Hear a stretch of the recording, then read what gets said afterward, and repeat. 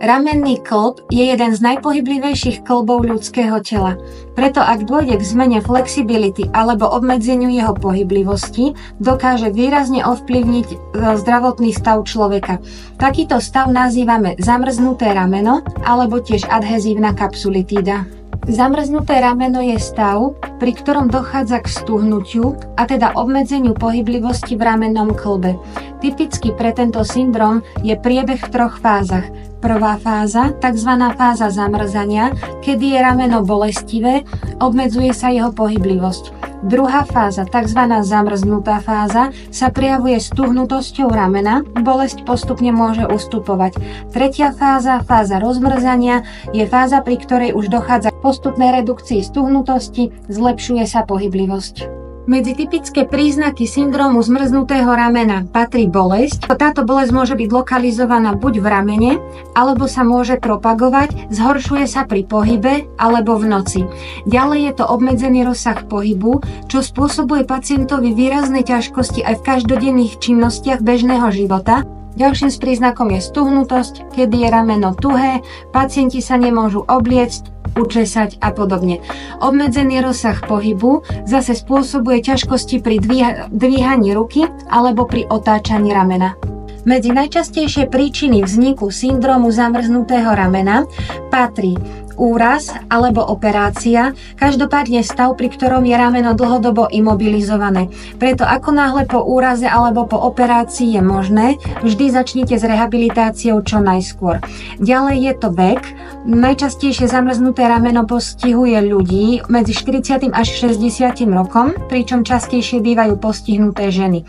Okrem toho vplyv majú aj chronické ochorenia, najmä diabetes mellitus, teda cukrovka, alebo ochorenia štítnej žľazy a srdca. Veľký vplyv majú aj predchádzajúce zápaly, ochorenia, operácie, úrazy v postihnutom ramene a taktiež chronické procesy ako artritída. Diagnostika syndrómu zmrznutého ramena spočíva v dôkladnej anamnéze, teda rozhovore lekára s pacientom.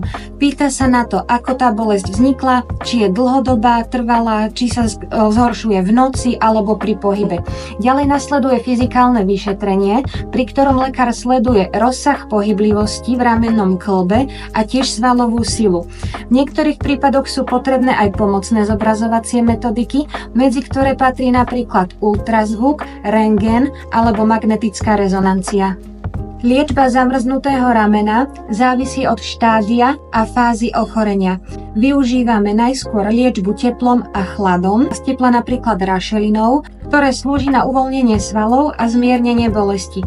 Veľmi dôležitá je rehabilitácia formou fyzioterapie, kedy postupne precvičujeme jednotlivé svalové partie v oblasti ramenného pletenca a zlepšujeme s tým pohyblivosť. Ďalej využívame metodiky ako napríklad superinduktívny systém alebo vysokointenzívny laser.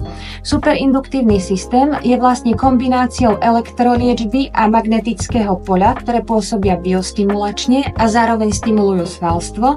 Vysokointenzívny laser HIL je laser s vlnovou dĺžkou 1063 nanometrov so schopnosťou prieniku až do 9 cm hĺbky tkaniva a zároveň s tepelným efektom. Obidvomi týmito procedúrami vrátane rašeliny disponujeme aj na Rehaklinike v Dudinciach. V prevencii syndrómu zamrznutého ramena je veľmi dôležitý pohyb. Pravidelne cvičte na udržanie pohyblivosti a rozsahu pohybov v ramennom kĺbe. Ďalej sa vyhýbajte nadmernej imobilizácii, a to najmä po operáciách alebo po úrazoch. Ako náhle v takomto prípade je možné, hneď začnite s rehabilitáciou. Samozrejme kontrolujte svoje chronické ochorenia ako cukrovku, štítnu žľazu alebo kardiovaskulárne ochorenie.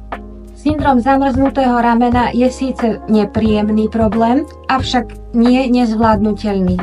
Skorou diagnostikou a správnou liečbou je možné dosiahnuť aj úplnú pohyblivosť v ramennom kĺbe. Ak teda pociťujete príznaky popisované v tomto videu, neváhajte navštíviť odborníka, v tomto prípade ortopéda.